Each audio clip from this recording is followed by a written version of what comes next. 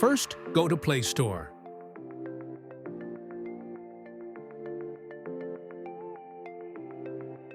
Search for Torrent search engine app.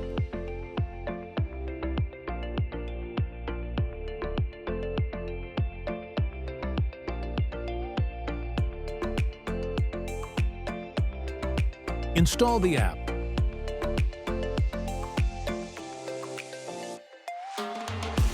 Open it and search for what you are looking for.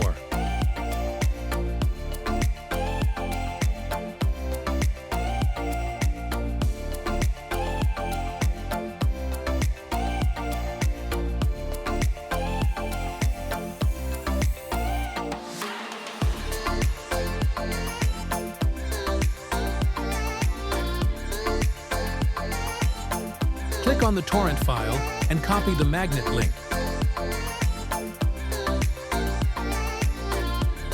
Open your browser and got to cdr.cc.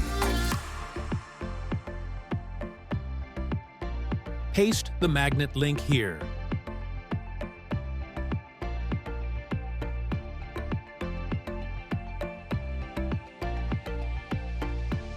Download the file.